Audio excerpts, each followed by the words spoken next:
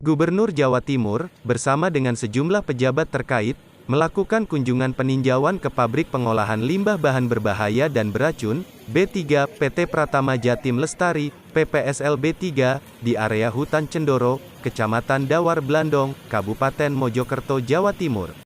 Dalam kunjungannya, Gubernur menyoroti pentingnya pengolahan limbah B3 secara efektif untuk menjaga lingkungan dan meningkatkan pemanfaatan sumber daya. Dalam pernyataannya, Gubernur Jawa Timur menyatakan bahwa industri dan rumah sakit sebagai sektor yang menghasilkan limbah B3 tentu harus bertanggung jawab terhadap pengelolaan limbah tersebut. Saat ini, area yang diperuntukkan untuk pengolahan limbah B3 di PPSL B3 hanya mencakup 5 hektar. Namun, rencananya akan dilakukan perluasan area sebesar 45 hektar lagi, sehingga totalnya mencapai 50 hektar.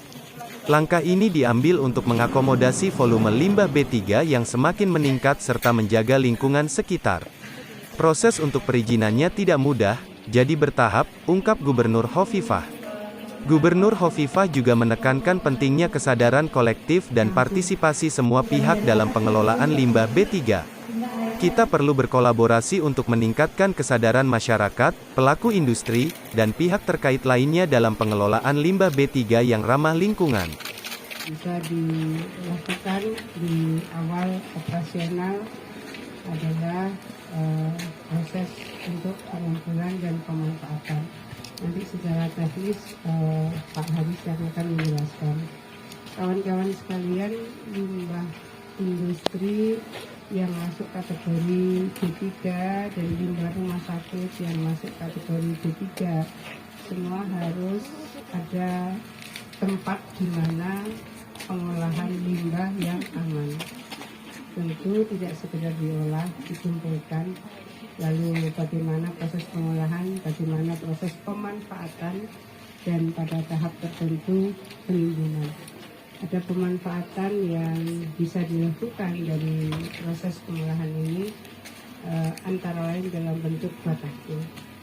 Kemudian saya tadi mendapat penjelasan, inseminatornya sudah mendapatkan approval, jadi asapnya sudah tidak hitam tapi sudah putih. Jadi proses-proses yang memungkinkan untuk segera beroperasinya tempat pengolahan limbah B3 ini sudah turun dan insya Allah kita akan segera memulai operasionalnya.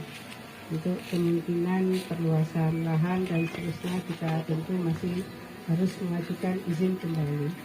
Jadi sekarang yang sudah di dalam proses izin yang sudah turun baru 5 hektar dan akan diluaskan 45 hektar, jadi semua menjadi 50 hektar. Jadi kawan-kawan sekalian, di setiap proses industri pasti butuh tempat pengolahan limbah.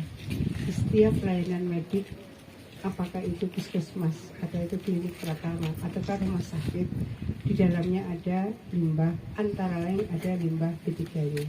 Dan semua butuh tempat untuk pengolahan limbahnya. Maka kemudian Pemprov melalui BUMD mencoba untuk mencari solusi ini. Prosesnya panjang sekali. Prosesnya ini mulai dari awal periode kami sampai kita periode ini sudah akan berakhir 31 Desember.